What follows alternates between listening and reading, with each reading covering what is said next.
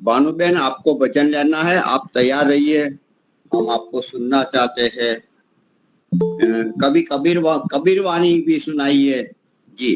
प्रारंभ करते हैं। ओम सहनावतु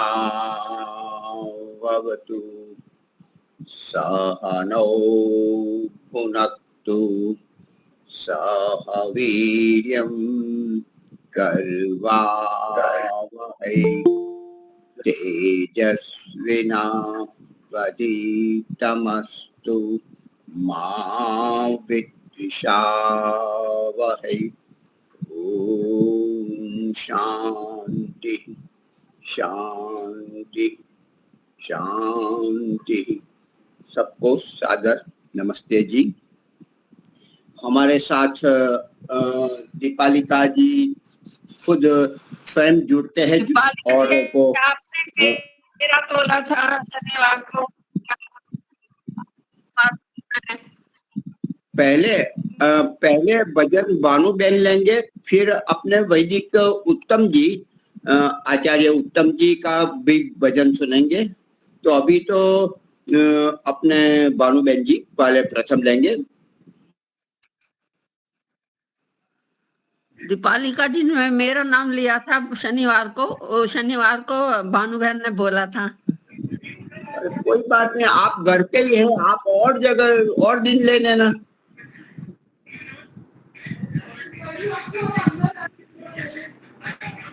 चल रे मना तू चल रे मना, चल रे मना तू चल रे मना, सतसंग वाली नगरी चल रे मना, सतसंग वाली नगरी चल रे मना, तन मन हो निर्मल रे मना, चल चल रे मना तू चल रे मना, सतसंग वाली नगरी चल रे मना,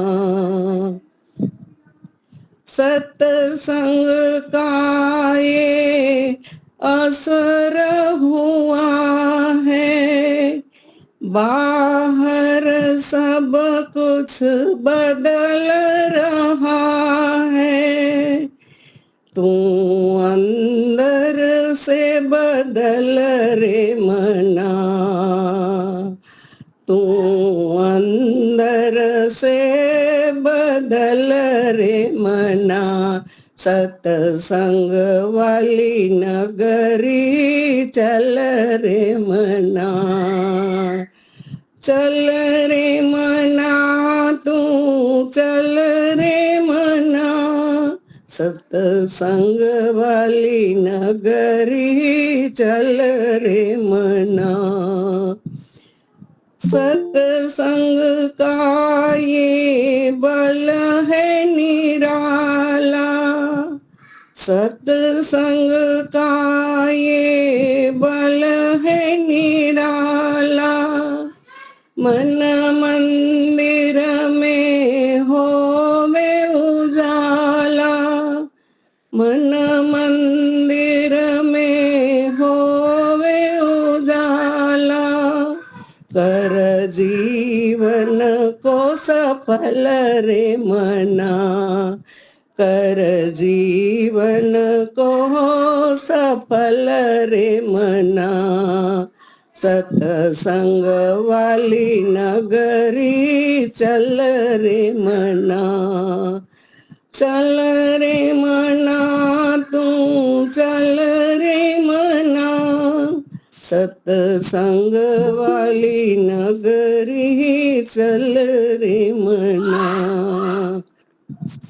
चल के पथिक तू शुभ कर्म कमाले, चल के पथिक तू शुभ कर्म कमाले, इस अवसर का लाभ उठा ले, इस अवसर का लाभ उठा ले, देर न कर एक पल रे मना, देर न कर एक पल रे मना, सतसंग वाली नगरी चल रे मना, चल रे मना तू चल रे मना, सतसंग वाली नगरी चल रे मना,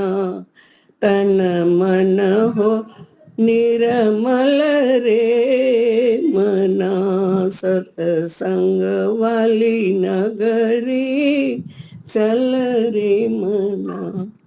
समय देने के लिए धन्यवाद दीपिका। बहुत अच्छा, बहुत अच्छा।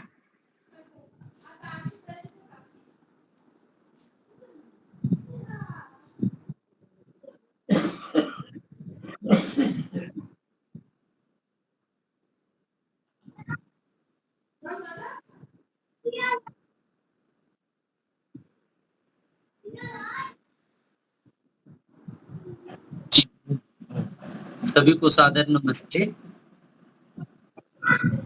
मैं आपको एक भजन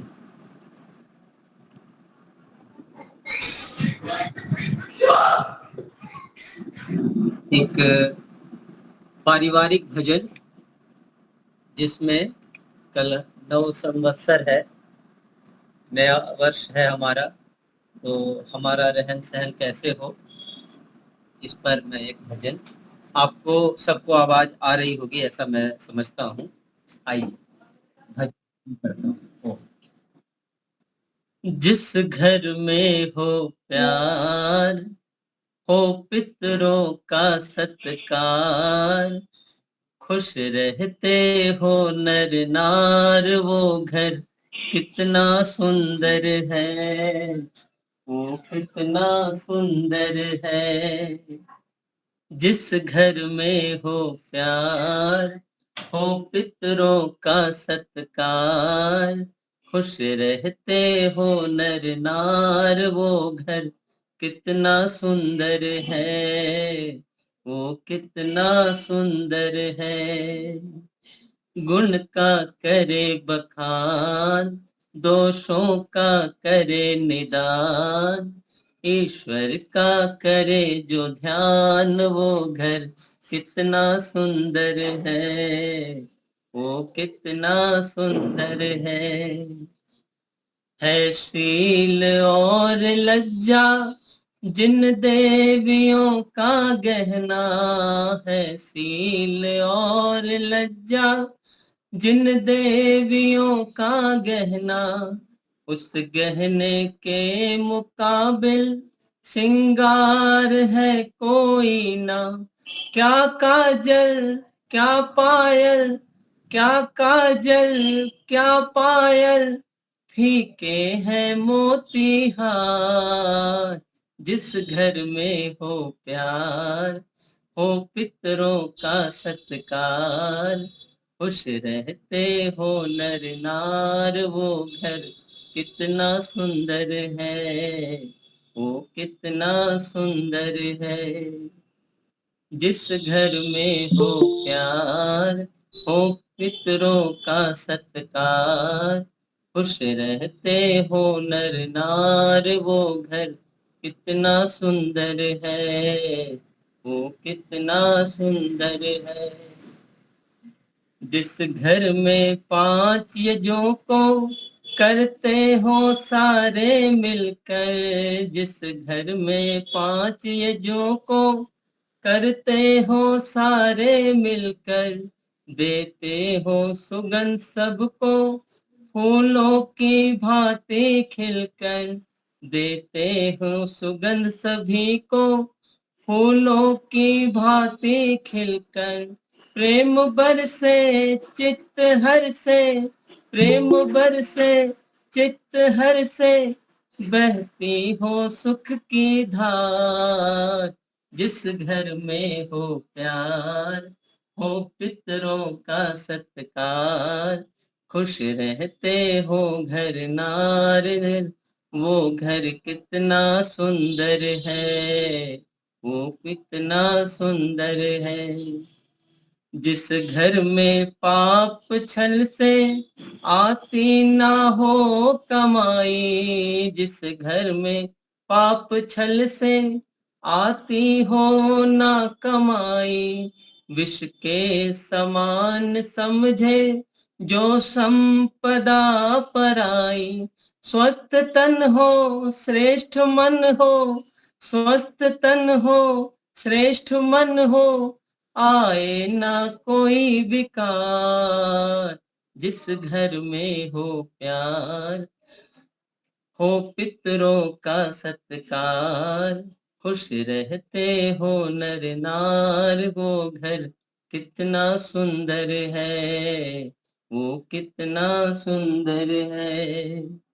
जिस घर में हो प्यार, हो पितरों का सत्कार, खुश रहते हो नर नार, वो घर कितना सुंदर होए, वो कितना सुंदर है।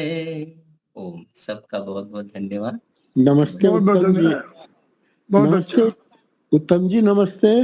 मैं नमस्ते जी। मेरी एक आपसे ये विनती है, अगर ये संभव हो तो ये भजन इस उस पे डाल दीजिएगा तो मैं भी यहाँ कहीं सुना पाऊंगा। हाँ, पिक्चर में डाल दूंगा। किनके नंबर पे डालना है? ये मैं महावीर गांधी जी के नंबर इसे पे दे दूंगा। ग्रुप में डाल दीजिए, अथवा तो मेरे उस पर भेज दीजिए, मैं आपको भेज दूंगा। हाँ, डाल दूंगा। है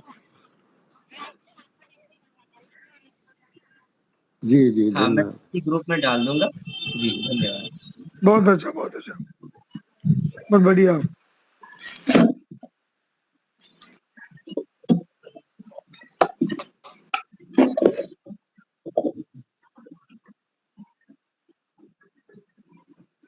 ये सबको सादर नमस्ते जी।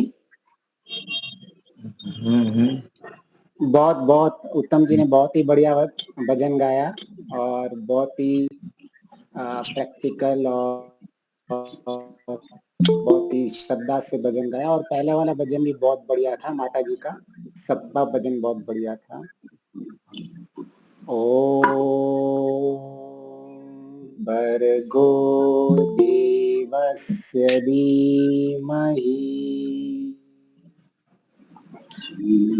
हम अपनी श्रृंखला में पंचमहायज्ञ जो हमने विधि से स्टार्ट किया था, और हमने जितना भी यज्ञ के बारे में अब तक बढ़ा, उसमें हमारी मुख्य चीज थी कि कौन सी चीज है जिसको हम करें तो हम अपने जीवन में आनंद, सुख और अपने लक्ष्य को प्राप्त करें और दुख की निवृत्ति कर पाए, और वो कैसे प्रैक्टिकल हो। मतलब हम थोड़ा सा जाने, उस थोड़ा को अपने जीवन में उतारें और उस थोड़े से हम कैसे लाभ पाए।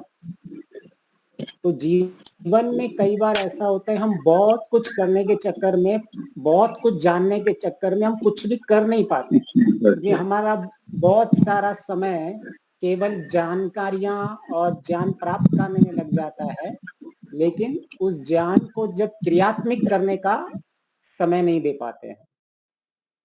तो क्रियात्मक योगाभ्यास जब तक नहीं होगा तब तक जीवन में परिवर्तन नहीं होगा और हम जीवन का लाभ नहीं उठा पाएंगे। तो हमने पंचमहायज्ञ में ब्रह्म यज्ञ को लिया था, ब्रह्म यज्ञ में भी गायत्री मंत्र को लिया था, गायत्री मंत्र में भी जो उसका मुख्य बर्गह को लिया था। और कोई बताएगा कि हमने अभी तक बर्गह में क्या क्या हमने अभी तक इस श्रृंखला में ले चुके हैं? कोई बताएगा अभी तक हमने कौन सी जो दो मुख्य चीजें ले चुके हैं?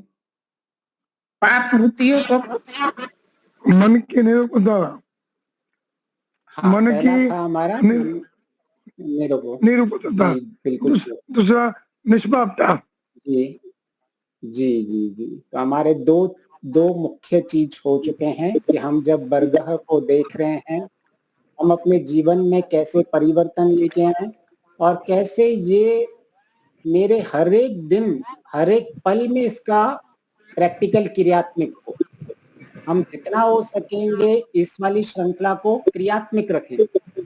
और जैसे हम कॉलेज में पढ़ते हैं, थ्योरी भी इम्पोर्टेंट होती है और प्रैक्टिकल भी इम्पोर्टेंट होती है। तो सारे जितनी भी आप व्याख्या सुनते होंगे वो थ्योरी भी अपने आप में इम्पोर्टेंट है, लेकिन हम इसको जितना भी हो सके क्रियात्मक रखेंगे कि कितना हम अपने ज्ञान को क्रियात्मक कर पाते हैं, और क्रियात्मक से वो ज्ञान हमारे जीवन में कैसे हमारे लक्ष्य को प्राप्त करने में हर दिन सहायता करता है। जैसे हम सब ने इस चीज का विश्लेषण कर लिया था कि हमारे जीवन में दुख की निवृत्ति और जो सुख की प्राप्ति है, उसके लिए जो जो चाहिए हम अपने लक्ष्य को प्राप्त करने के लिए उनका जीवन के अंदर क्रियात्मक उतारेंगे। तो हमने सबसे पहले जब तक मन उपद्रवी होगा, मन अशांत होगा, तब तक हम अपने जीवन में कोई भी उन्नति नहीं कर पाएंगे। तो निरुपद्रव के जब अभी हम श्रृंखला में तीसरी चीज में आगे चलेंगे, निष्पापम के बाद आता है निर्गुण, जो ईश्वर का निर्गुण गुण है उसको समझने की कोशिश करेंगे। लेकिन उससे पहले जो हमने निरुपद्रव के उपाय और पाप निष्पापम के कैसे हम जीवन में प्रैक्टिस कर सकें, कैसे हम जीवन में क्रियात्मक कर सकें, हमने उनपे अपना विवेचन किया था। तो निरुपद्रव के उपाय में हमारे मुख्य 4-5 कुछ पॉइंट्स थी। निष्पापम कैसे हम अपने जीवन में क्रियात्मक कर सके, उसमें कुछ 4-5 चीजें थी जो हम हर दिन अपने जीवन में क्रियात्मक कर सकते हैं।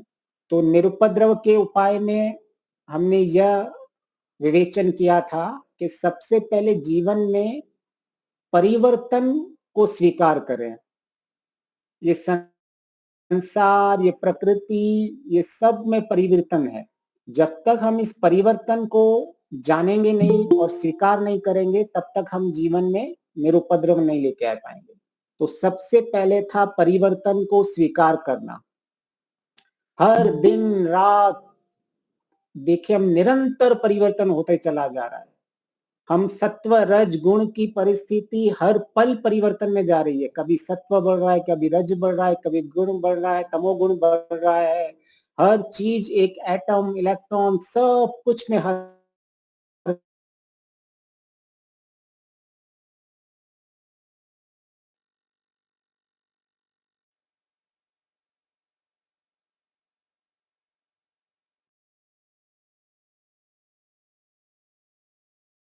हाँ जी, 1 मिनट।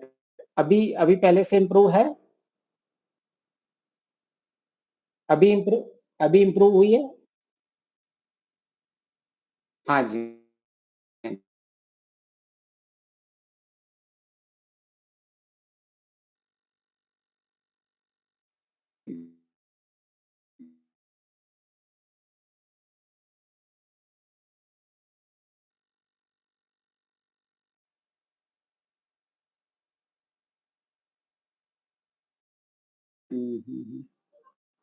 नहीं नहीं, आ ही नहीं रही आवाज। आवाज नहीं आ रही है, आवाज नहीं है, बंद हुई है आवाज।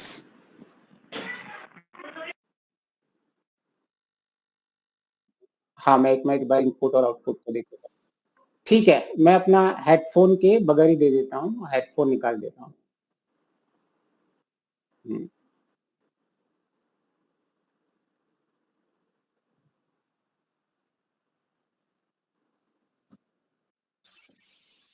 हाँ जी, अभी मेरी आवाज आ रही है?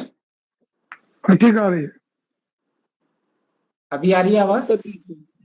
हाँ जी, बोलोगे तो आवाज तो आ रही है। हाँ जी, आ रही है। हाँ, आ रही है।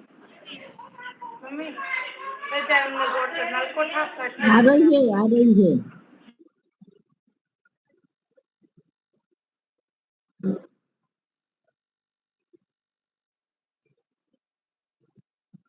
ओम बंद हो गई है नमस्ते आवाज। जी। ओम। हाँ जी, आ रही है। चालू रखिए आप। अच्छा जी, ठीक है जी। तो हमने निरुपद्रव के उपाय हम समझ रहे थे कि क्या क्या हमारे निरुपद्रव के उपाय हैं।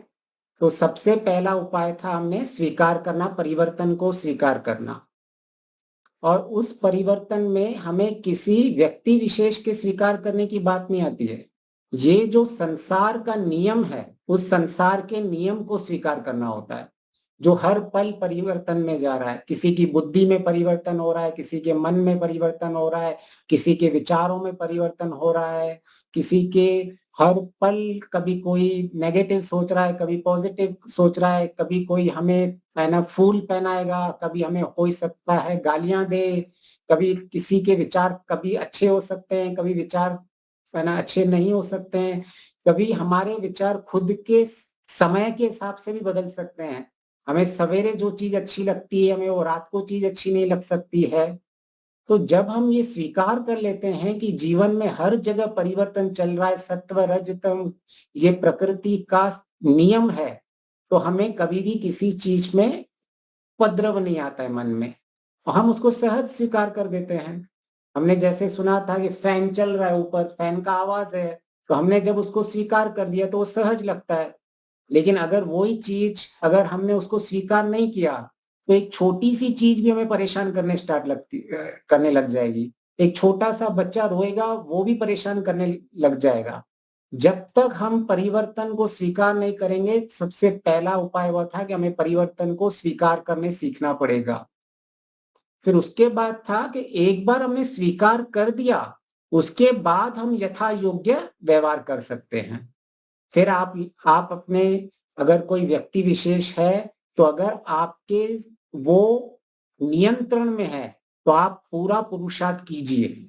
अगर वो नियंत्रण में नहीं है तो वहां हमें पुरुषार्थ नहीं करना है। तो दूसरा था, पहला कि सबसे पहले हमें जीवन में परिवर्तन को स्वीकार करना है। दूसरा, हमें जो चीज हमारे नियंत्रण में है उसी में ही हमें शक्ति लगानी है। जो हमारे नियंत्रण में नहीं है उसको फिर से स्वीकार करके और आगे बढ़ते जाना है। और फिर जब हमने अपने जीवन के अंदर ये समझने की कोशिश की थी कि निरुपद्रव के और क्या क्या उपाय हो सकते हैं, तो हमने बहुत सारी चीजें, जिसमें मुख्य तौर से जो जीवन में हम एक बार किसी समस्या को ले लेते हैं तो उस समस्या के लिए बार बार विचारते रहते हैं। तो अगर हमने उस चीज के ऊपर बार बार विचारा, तो हम कभी भी जीवन के अंदर उस समस्या को निदान नहीं कर पाएंगे, क्योंकि हमारी जितनी एनर्जी हो जाएगी वो उसी में वेस्ट होती रहेगी। तो जब हमारी एनर्जी जिस चीज में वेस्ट हो रही है और जिससे हमें पता है हमारे नियंत्रण में नहीं है, तो उसे हमें बार बार नहीं विचारना चाहिए। और दूसरा था कि हम कोई भी कार्य अगर यम नियम के विरुद्ध करते हैं तो वो हमेशा हमें जीवन के अंदर उपद्रव लेके आएगा। आपने थोड़ा सा झूठ बोल दिया तो आपको झूठ मन के अंदर उपद्रव फैलाता रहेगा। वो हम हर बार आपको ऐसा लगता रहता है कहीं मेरा झूठ पकड़ा तो नहीं जाएगा, कहीं अगर किसी को कुछ पता तो नहीं चल गया। तो मन के अंदर हमेशा आपके जीवन के अंदर छोटा एक डर हमेशा रहेगा, जिसको हमने भय दिया था, कंपन बोला था। तो अगर हमें वो नहीं करना है तो हमें हिंसा नहीं करनी पड़ेगी, झूठ नहीं बोलना पड़ेगा, चोरी नहीं करना पड़ेगी, अब्रह्मचर्य नहीं, और जितना भी हम परिग्रह करते हैं उन सब परिग्रह से बचना पड़ेगा। तो जितना हम यमों का पालन करते रहेंगे, हम इतने निरुपद्रवी होते जाएंगे। तो ये सारे हमारे निरुपद्रव के उपाय हैं।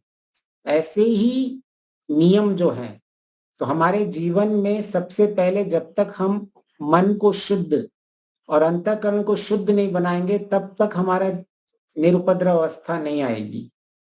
तो हमने जितना हो सके अपना शारीरिक शुद्धि और मन की शुद्धि बनाए रखनी है। फिर तपह आता है। तो हम हमेशा जब भी योगाभ्यास में आगे बढ़ते हैं और अपने जीवन के अंदर उस अपने लक्ष्य की ओर चाहते हैं, तो महर्षि क्या कहते हैं?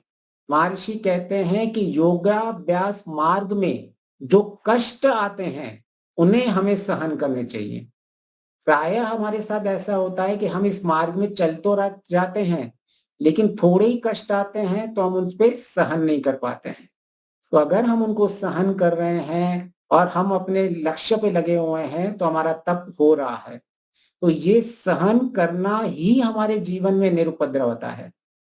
जैसे हमने विवेचन किया था कि जब गाड़ी के अंदर हम चलते हैं और रास्ते खराब रहते हैं और जब गाड़ी के जो भी शॉक एब्जॉर्बर्स हैं वो सहन कर लेते हैं उन खराब रास्तों को, तो जितने भी झटके हमें कम लगते हैं गाड़ी के अंदर, ऐसे ही हमारे मन के अंदर झटके कम लगते हैं। जितना हम पहले से ही प्रिपेयर हो जाते हैं कि मैं जिस योगाभ्यास मार्ग पे चल रहा हूं वहां छोटे मोटे कष्ट आते ही रहेंगे। अगर मैं उन कष्ट को सहन कर लूंगा तो मुझे मेरे जीवन में निरुपद्रवता बढ़ती जाएगी। और जितनी हम मेहनत करते हैं, जितना हम पुरुषार्थ करते हैं, जितना उस पुरुषार्थ से फिर हमें संतोष मिलता है तो हमारे जीवन में निरुपद्रवता बढ़ती रहती है। ऐसे ही हमारे जीवन में जब हम ईश्वर की परिधान रखते रहते हैं, ईश्वर के स्वभाव के जैसे अपने गुण कर्म स्वभाव बनाने की कोशिश करते हैं, कैसे हमारा ईश्वर निरुपद्रव है वो चिंतन मनन करते हैं कि ईश्वर को कितने दुख की परिस्थितियों में वो आता रहता है लेकिन वो कभी दुखी नहीं होता है। ईश्वर के सामने कितने लोग गालियां दे रहे हैं, दिन रात ईश्वर को जिम्मेदार खुद दुखी होते हैं और उसकी जिम्मेदारी पूरी की पूरी वो ईश्वर पे छोड़ देते हैं। तो लोग ईश्वर कैसे अपने आप को हमेशा आनंदित रखता है, तो हमें भी वो निरुपद्रव का गुण धारण करके हम भी आनंदित रह सकते हैं।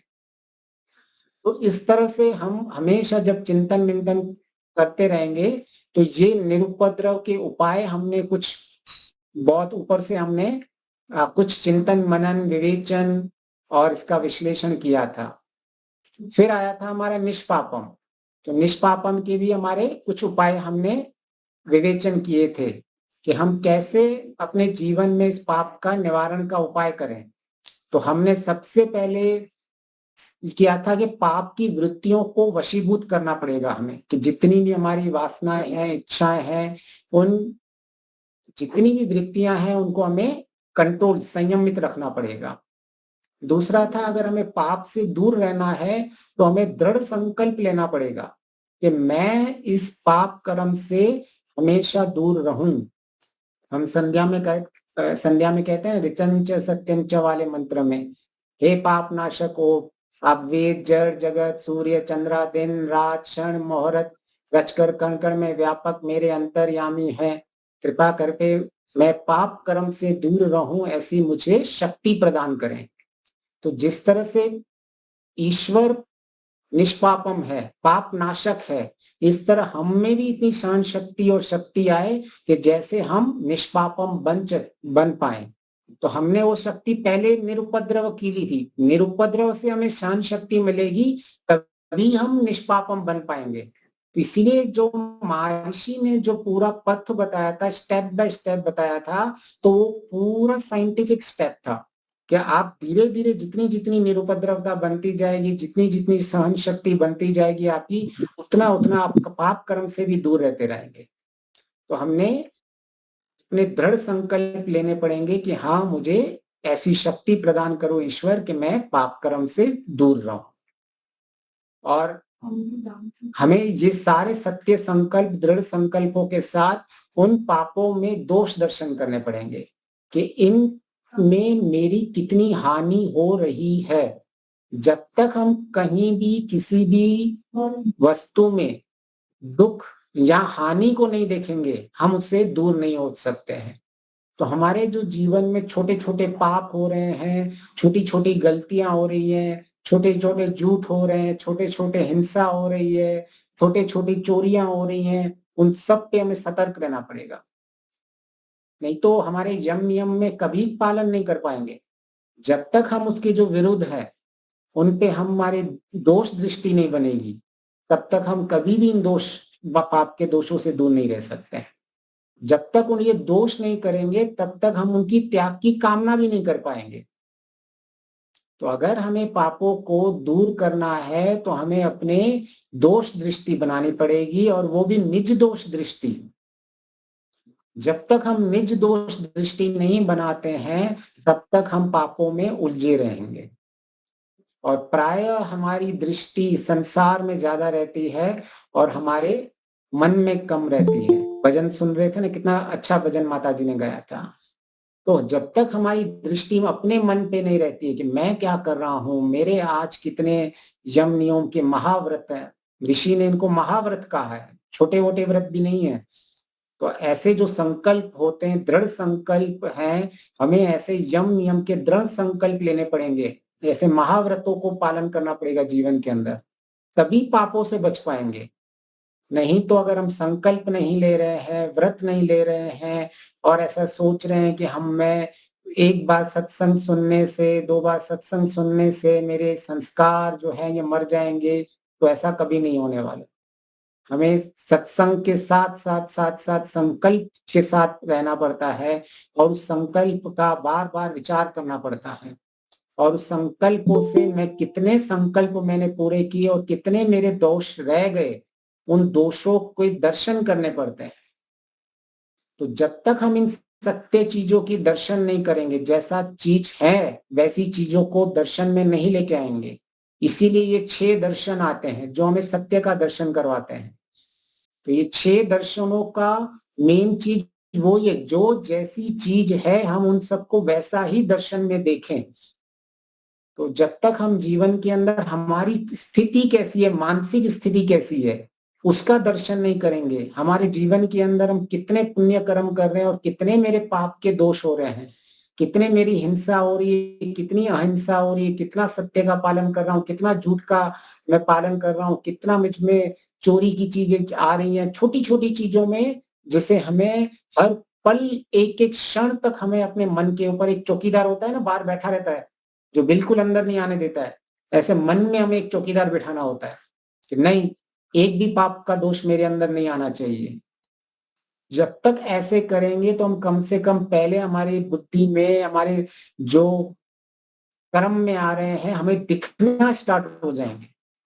कम से कम पहले दिखेंगे, चलो छूटने में तो समय लग जाएगा, वो हमें जितना हमारा पुरुषार्थ होगा उसके उतना ही प्रयत्न करना पड़ेगा, पुरुषार्थ और प्रयत्न जितने हमारे दोष बड़े होंगे। लेकिन कम से कम ये दोष दर्शन होना बहुत इंपॉर्टेंट है। प्रॉब्लम और मुख्य समस्या इधर ही है, हमें जो दर्शन हो रहे हैं वो दूसरों के दर्शन हो रहे हैं, दोष हो रहे हैं। हमारे में कितनी मन के संस्कारों में दर्शन जब तक नहीं होंगे कि मेरे संस्कार क्या, तनु संस्कार है, मेरे संस्कारों की अभी स्थिति क्या है। तो हम जो 4 संस्कारों की स्थिति बताइए, प्रसुप्त अवस्था, जो है ना हमारी तनु अवस्था आ जाती है, फिर संस्कार दग्ध बीज अवस्था, ये सारी जो अवस्थाएं हमारी होती है संस्कारों की, हर एक अवस्था का पता होना चाहिए कि कैसे मैं अपने संस्कारों को धीरे धीरे पाप के संस्कारों को तनु करता जाऊं, तनु करने के बाद कैसे कैसे मैं इनको दग्ध बीज की ओर लेके आऊं। तो जब तक हमें ये संस्कार जो है इनकी अवस्थाओं का ही पता नहीं चलेगा तो हम काम किस पे करेंगे।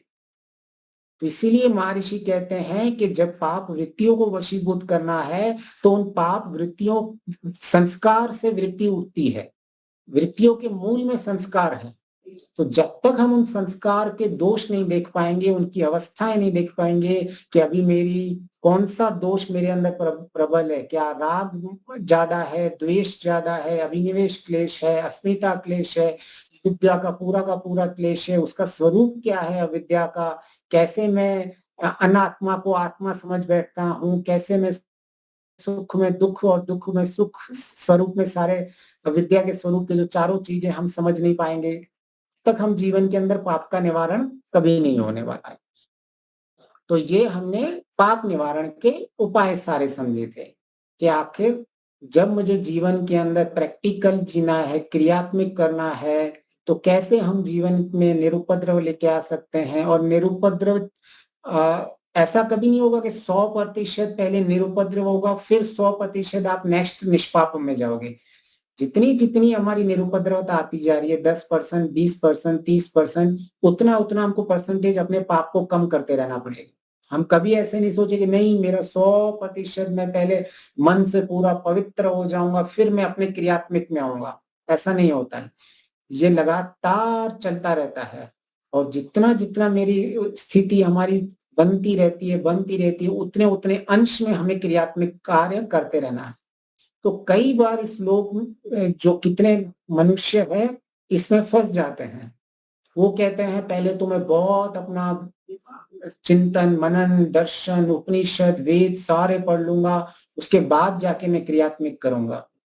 तो ये अभी हम हमारी वो जो ब्रह्मचारी लोग होते हैं, ब्रह्मचारी जो अपनी शिक्षा लेते हैं, वो ऐसा सोच ले सकते हैं। लेकिन आप देखोगे तो जो हमारे स्वामी सत्यपति जी से ज्ञानेश्वर आचार्य थी, हम जब भी रोजड़ में रहते थे, हम जितने दिन भी रहे, बहुत काम करवाते थे हमसे बिल्कुल क्रियात्मक योगाभ्यास करवाते थे। वो केवल नाम के नहीं थे कि हाँ मैंने इतना दर्शन पढ़ लिए, मैंने ये कंप्लीट कर दिया। पूरे हमें आचार्य जी पूरा का पूरा है ना काम करवाते थे, पूरा का पूरा देखते थे कि इसकी ये पढ़ तो रहा है लेकिन इसकी मन की स्थिति कैसी हो रही है, मन की स्थिति बदल रही है कि नहीं बदल रही है। वो खड़े हो जाते थे ऊपर से और सबको चारों तरफ देखते रहते थे। तो जब तक हमारा योगाभ्यास क्रियात्मक नहीं होगा तो हमारे जीवन में कोई विशेष लाभ नहीं होगा। हो सकता है उल्टा हमें उसकी हानि हो, हम अहंकार ग्रस्त हो जाएं, हमारा अहंकार बढ़ जाए। अच्छा मेरे अंदर तो मैं तो अभी इतना पढ़ चुका हूं, मैंने इतने उपनिषद पढ़ दिए, मैंने ये वेद के मंत्र कर दिए, मैंने ये दर्शन पढ़ दिए, मैंने सत्यार्थ प्रकाश पढ़ लिया, मैंने गीता पढ़ ली, मैंने महाभारत पढ़ लिया, मैंने और अनेक जो ग्रंथ पढ़ लिए हैं। हो सकता है इससे हमें जीवन में अहंकार आ जाए और वो तो और महाविनाश होता है। हम आगे बढ़ने के लिए निकले थे, हमने ये जितना भी पढ़ाई लिखाई की थी, जीवन में लक्ष्य था हमें अहंकार का नाश करना था। जो हमारा अस्मिता क्लेश है, जो हमें अविद्या से हम ग्रस्त हैं, उसका नाश करने के लिए हमने ये स्टार्ट किया था।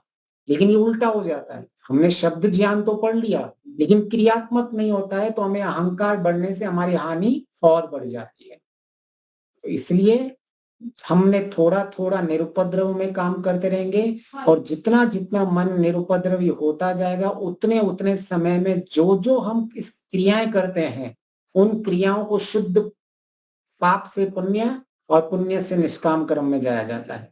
तो अगर पहले हमारी पाप वृत्तियां ज्यादा हैं, हमारे पाप कर्म ज्यादा हैं, तो हमें सकाम पुण्य कर्म की तरफ हमारे जीवन के अंदर उतरना चाहिए। धीरे धीरे सकाम पुण्य को हमें निष्काम कर्म बनाते जाएंगे। तो जहां जहां निरुपद्रवता बढ़ती जाएगी हमारा निष्पापम भी बढ़ता जाएगा। तो ये एक दूसरे को बढ़ाते रहते हैं, इधर और निष्पापम बढ़ता रहेगा और इधर और निरुपद्रव। तो ये जितने भी हम अभी गुण को देख रहे हैं ईश्वर के, जितने हम धीरे धीरे धारण करते जाएंगे ये एक दूसरे के सहायक होते हैं। तो ये चेन रिएक्शन चलता रहता है कि ऐसा नहीं होगा कि आपके जीवन में सिर्फ एक चीज का फायदा होगा, आपके मल्टीफोल्ड और मल्टी डायरेक्शंस में आपको फायदे होंगे। आपको लगेगा कि ऐसा कैसे हो रहा है, मैं करने लगा हुआ हूं तो एक सिर्फ गायत्री मंत्र के भरगव में, लेकिन मेरे जीवन में तो चारों तरफ से परिवर्तन हो रहा है। तो इसका ये हमें योगाभ्यासी को बहुत इसका गहराई से फायदा होता है कि एक छोटी सी चीज को पकड़ लेता है और जब जीवन में उसको क्रियात्मक करने लगता है तो उसके जीवन में जो बड़े बड़े परिवर्तन होने लगते हैं। और परिवर्तन का केवल एक ही उपाय है, ज्ञान। और वर्ग वही कहता है शुद्ध विज्ञान। तो हमने वर्ग की परिभाषा याद है ना सबको, प्रेम भक्ति से निश्चय से शुद्ध विज्ञान को धारण करें। जब भर्गो देवस्य धीमहि कर बोलते हैं तो कि मैं क्या करूं आखिर सारा दिन, आखिर मुझे करना क्या है। तो जब तक मेरे अंदर शुद्ध विज्ञान नहीं आएगा तब तक मेरे जीवन में कोई परिवर्तन नहीं होने वाला है। तो ये शुद्ध विज्ञान का प्रैक्टिकल है। पहले हमने निरुपद्रव को अपने जीवन में समझा, उसका विवेचन किया, उसका विश्लेषण किया, उसमें से हमने उसके उपाय ढूंढे, क्या क्या उपाय हैं उसके, फिर वो उपाय हमने उसका नेक्स्ट निष्पापम में क्रियात्मक कैसे करेंगे। तो ये जितना हम प्रैक्टिकल करते जाते हैं हमारे जीवन में और उत्साह बढ़ता जाता है। और जितना आप इसके अंदर जब इसको ध्यान में लेके बैठेंगे वर्ग को, जब आप इसको उपासना में लेके बैठेंगे तो आपका प्रतिदिन ज्ञान विज्ञान बढ़ता जाएगा। और महर्षि क्या कहते हैं कि हमारे जब ध्यान उपासना में हम आत्मा परमात्मा का चिंतन विवेचन करते हैं तो हमारा आत्मबल इतना बढ़ जाता है कि हमारे पहाड़ जैसा दुख भी राई के समान लगता है और आपके जीवन में दुख ऐसे निकलते हुए दिखेंगे कि आप जब छोटी छोटी चीजों में आप विचलित हो जाते करेंगे, छोटी छोटी चीजों में जब आपकी स्थितियां ऐसी बिगड़ जाती होंगी, लेकिन ऐसे बरगह की उपासना करने के बाद आपको बड़ी बड़ी स्थितियों में भी आपका मन शांत रहेगा। आप बड़ी बड़ी परिस्थितियों को भी स्वीकार कर लेंगे। हाँ, कोई बात नहीं, ये जीवन में परिवर्तन संसार का नियम है, मैं इस नियम को स्वीकार कर रहा हूँ, मैं इसके सामने अड़ नहीं जा रहा हूँ। जहां जहां मेरे नियंत्रण में होंगे मैं वहां काम करूंगा और जो मेरे नियंत्रण में नहीं है मैं उसको छोड़ दूंगा। उसके जीवन में बहुत बड़े परिवर्तन और एक संतोष, जीवन में सुख की लहरें उड़ जाती हैं और इसमें और उसकी प्रवृत्ति होती है, अच्छा और मैं निरुपद्र हूँ, अच्छा मैं और निष्पापम रहूं। तो जितना जितना इसमें और बढ़ता जाता है इसमें ये गोते खाता जाता है। इसीलिए महर्षि ने कहा है कि जैसे हम कैसे एक पानी में गोता खा के बाहर निकालते हैं, उपासना में भी उसमें ईश्वर की जब उपासना करते हैं तब हमारे जीवन में ऐसे ऐसे परिवर्तन होते हैं। और महर्षि कहते हैं उपासना सिर्फ बैठने से नहीं होती है, अगर आपको उपासना का बीज डालना है तो आपको सबसे पहले यम नियम का पालन करना पड़ेगा। महर्षि ने यम नियम को उपासना का बीज कहा है। अभी हो रहा क्या है, आज इतनी विकृति हो रही है, लोग सब आंखें बंद करके बैठ रहे हैं और उनको लग रहा है कि केवल यही उपासना है, जीवन में कोई परिवर्तन नहीं है, कोई यम का पालन नहीं है, कोई नियम का पालन नहीं है, लेकिन शब्दों का ज्ञान बढ़ता जा रहा है और ऐसा लगता जा रहा है कि मैं और ध्यान और उपासना में अचानक मेरे को ईश्वर का दर्शन हो जाएगा। कैसे होगा? जब उसका बीज ही नहीं डला हुआ है उपासना का, तो आपको कैसे ईश्वर की प्राप्ति किसी को हो सकती है, कैसे उसका आनंद मिल सकता है? तो सबसे पहले हमें ये निरुपद्रव का बीज डालना पड़ेगा, निष्पापम का बीज डालना पड़ेगा और ये ही धीरे धीरे धीरे बढ़ते जाएंगे और हम अपने लक्ष्य को प्राप्त करते पाएंगे। तो हम अभी तक जितना भी हुआ है, हमने निरुपद्रव और हमारे जीवन में हमने निष्पापम लिया है।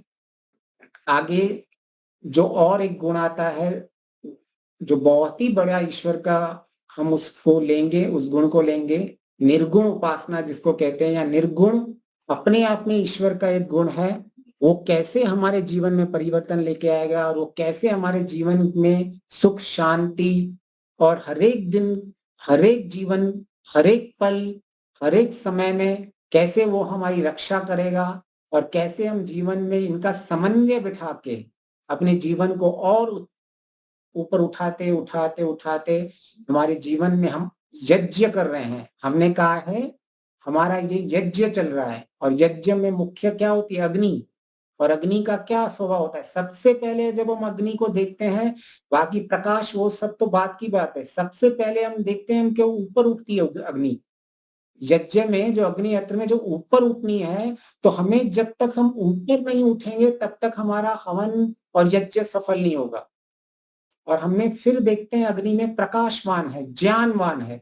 तो जब तक हम उस ज्ञान को, शुद्ध विज्ञान को पालन में नहीं लेके आएंगे तब तक हमारा जीवन का सही पैमाने में यज्ञ नहीं हो सकता है। तो हम ऊपर उठ रहे हैं, हम ज्ञान को प्राप्त कर रहे हैं, फिर जो हमने अग्नि को देखा हुआ है, जो अग्निहोत्र में अग्नि जलती है, जो यज्ञ होता है, वो सबसे पहले उष्ण होती है, तो तप। तो अगर हमने ये सब कुछ नहीं भी पढ़ा है तो भी अग्निहोत्र को, अग्नि को देख के ही हमें पता चल जाता है कि हमें जीवन में करना क्या है। अगर सपोज कोई ऐसी स्थिति आ जाती है कि किसी भी इंसान ने कुछ भी नहीं पढ़ा हो और वो बैठ रहा है और वो चिंतन मनन कर रहा है कि ये अग्नि कैसी है, तो सबसे पहले वो उन्नति बता रही है, फिर प्रकाशवान, अच्छा मैं सबसे पहले मुझे अपने जीवन को उन्नति की ओर लेके जाना है, फिर उसके लिए सबसे पहले क्या चाहिए? तो प्रकाश, ज्ञान चाहिए, तो मुझे शुद्ध विज्ञान को आगे लेके चलना है। अच्छा, उसके लिए मुझे क्या करना पड़ेगा? तो ये अग्नि उष्ण है, तो मुझे उसके लिए तप करना पड़ेगा, द्वंद्वों को सहन करना पड़ेगा, मेरे जो योगाभ्यास में जो मेरे कष्ट आएंगे उनको मुझे सहन करना पड़ेगा। फिर क्या करती है अग्नि? जो भी इसके अंदर आती है उसको शुद्ध बना देती है। तो ऐसे ही मुझे भी अपने अंतःकरण को शुद्ध बनाना है। फिर आप देखोगे लास्ट में अग्नि ही, जब लास्ट में सब खत्म हो जाता है तो अग्नि छोटी छोटी सब जगह समाई जाती है। ऐसे ही मैं और ईश्वर एक दिन ऐसा आएगा जब आपस में सम संयोग समा जाएंगे हम एक दूसरे के अंदर। तो एक छोटी सी जो यज्ञ, इसीलिए बहुत महिमा की गई है यज्ञ की, कि एक तो यज्ञ का ज्ञान होता है और यज्ञ की जो अग्नि को देखता ही है, सिर्फ जो बैठा हुआ है उस बैठ के जो चिंतन मनन कर रहा है, और उस साधारण इंसान के पास कोई ज्ञान नहीं है इन सब शास्त्रों का, लेकिन उसे देख देख के ही ऐसी प्रेरणा मिलती है। उपनिषद में आता है ना, भूतेषु भूतेषु जीवंती धीर। जो विवेकी होता है, बुद्धिमान होता है, वो देख देख के ही सीख जाता है बहुत कुछ। उसे हर बार चीज के लिए शब्द ज्ञान की जरूरत नहीं पड़ती है। वो सारे संसार को देखता रहता है कि अच्छा ये ऐसा होता है, वो ऐसा हो रहा है, वो ऐसा हो रहा है, कोई इस चीज से उसको नुकसान हो रहा है तो उससे वो खुद गिरता नहीं है और उसको पहले से ही अपने आप को प्रिपेयर कर लेता है। वो देख रहा है कि कैसे ये पशु अपनी जिंदगी जी रहे हैं, कैसे उनको पाप कर्म का फल मिल रहा है। ऐसे ही कहीं मेरा भी तो ऐसी स्थिति नहीं होने वाली है। ऐसे ही जब कुत्तों को देखेगा, बिल्लियों को देखेगा, चिड़ियाओं को देखेगा, इन सब को देखता रहेगा, पेड़ों को 100-100 साल तक खड़े हुए देखता रहेगा और देखेगा ऐसा क्या पाप कर्म इन्होंने कर दिया है कि ये 500-500 साल खड़े ही हुए हैं।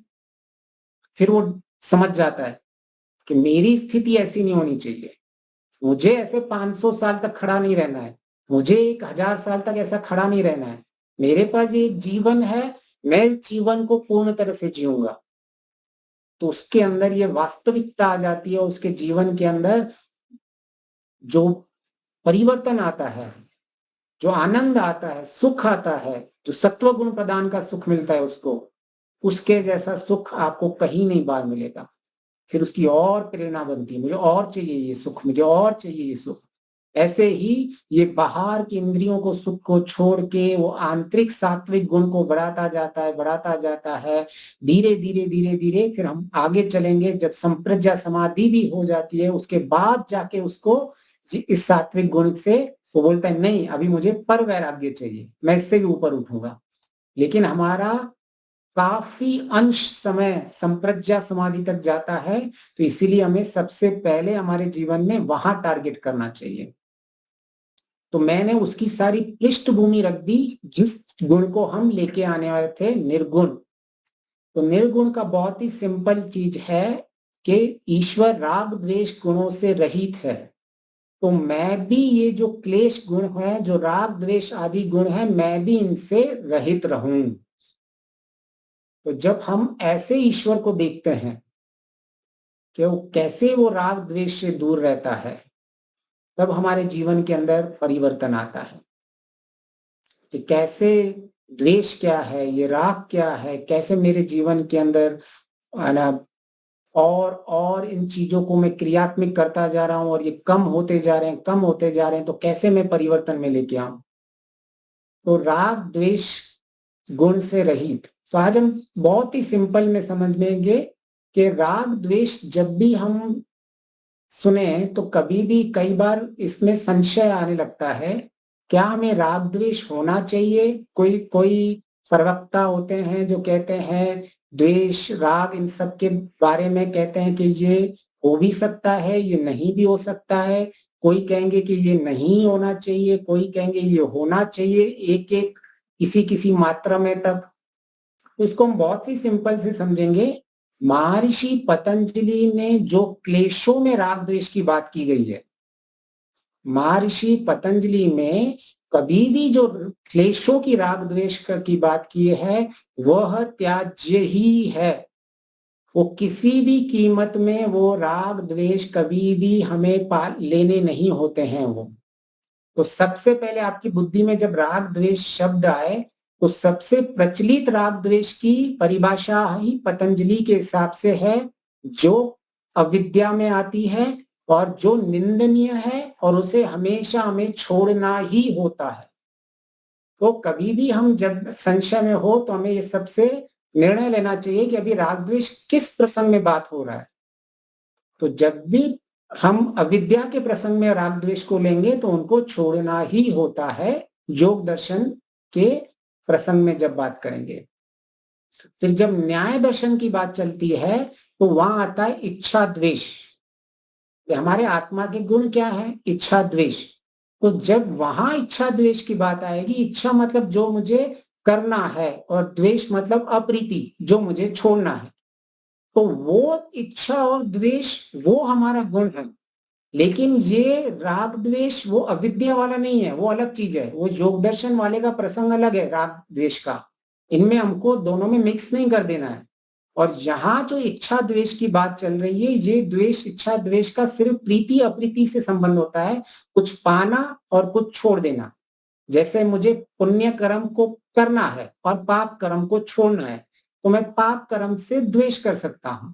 लेकिन मैं पाप कर्म से जो ये अप्रीति कर सकता हूं, लेकिन मुझे जो पतंजलि ऋषि वाला राग द्वेष है, मुझे वैसा द्वेष नहीं करना है। वो द्वेष तो निंदनीय है, उसको किसी भी हालत में उसके संस्कार नहीं बनने चाहिए। कभी भी कोई कितना भी बोल दे कि भाई नहीं द्वेष ऐसा है, द्वेष ऐसा है, पतंजलि ऋषि वाला जो अविद्या वाला द्वेष है, कभी भी हमें उसमें भटकाव नहीं आना चाहिए कि ये द्वेष करूं या नहीं करूं। वो द्वेष त्याज्य ही है। लेकिन हाँ, जब मेरे न्याय दर्शन की बात हो रही है और प्रसंग वो चल रहा है और आत्मा के गुणों की बात चल रही है, तब वहां इच्छा और द्वेष अलग हो सकती है। तब आप कर सकते हैं, राग चाहिए कीजिए, आप चाहिए तो आप मोक्ष से राग कर दीजिए, आपको ईश्वर से राग हो रहा है तो ईश्वर से राग कर दीजिए। लेकिन ये प्रीति वाला है, ये उसमें उसके साथ कंफ्यूज नहीं होने जाने का। जो राग पतंजलि ऋषि वाले ने अविद्या की बात की है, वो तो दोनों निंदनीय ही है। लेकिन यहाँ जो इच्छा द्वेष की बात की, ये प्रीति अप्रीति है। जितनी प्रीति होती है आप मोक्ष से कीजिए, जितनी प्रीति होती है पुण्य कर्म से कीजिए, जितनी प्रीति होती है आप निष्काम कर्मों से कीजिए, जितनी प्रीति होती है आप अंतःकरण शुद्धता के कार्य में कीजिए, और जितनी अप्रीति होती है, जितना द्वेष पाप कर्मों से होता है कीजिए। द्वेष शक्ति भी मानी गई है शास्त्रों में कि कैसे द्वेष शक्ति यूज होती है। जब हम अपने पाप कर्मों से द्वेष करते हैं, मतलब जब हम अपने खुद के दोषों से अप्रीति करते हैं, तो वो शक्ति का काम करती है। तो वो द्वेष शक्ति का काम करती है जब मेरे अपने दोष दिखते हैं। जैसे हमने निष्पापम में अगर मैं अपने दोष देख रहा हूं और उसको धीरे धीरे हटा रहा हूं और मुझे उससे द्वेष हो रहा है, अरे ये कितने मतलब मैं इतने सालों से पाप करता जा रहा हूं, मेरे से छूट नहीं रहे, तो आप वैसा द्वेष कर सकते हैं अप्रीति वाला। लेकिन उसमें भी आपको अविद्या वाला द्वेष नहीं लाना है। अविद्या द्वेष माना होगा मतलब आपके मन में निरुपद्रव आ गया। निरुपद्रव किसी भी स्थिति में नहीं आना चाहिए। तो बहुत ही सिंपल करेंगे, जब ईश्वर को कहते हैं वो राग द्वेष से दूर है, और हम कई प्रवक्ताओं से कई विद्वानों से राग द्वेष के बारे में सुनते आ रहे हैं, तो जब भी इनसे सुने तो उनको दो भाग में बांट लीजिए कि अच्छा ये राग द्वेष की कौन सी बात चल रही है। अगर वो आत्मा के गुण की बात चल रही है प्रीति अप्रीति, तो हमको वो रखना है क्योंकि वो मेरा गुण है। और अगर वो अविद्या के राग द्वेष की बात हो चल रही है तो वो मेरे लिए त्याज्य है। बहुत ही सिंपल, इसमें हमें कोई कंफ्यूजन नहीं।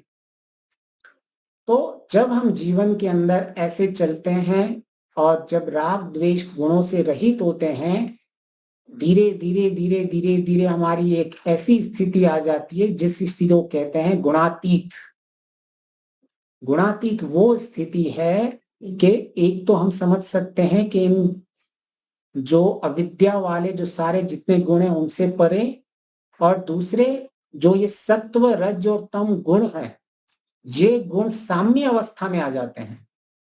इनको भी गुणातीत अवस्था कहते हैं कि मेरे मन के अंदर न तमोगुण बढ़ा हुआ है, न मेरे में रजोगुण बढ़ा हुआ है। मेरी जो अंतःकरण की चित्त की वास्तविक स्थिति है, सत्व गुण जो बड़ा होता है, वो स्थिति अगर मेरी बन पा रही है तो उसको स्थिति को कहते हैं गुणातीत।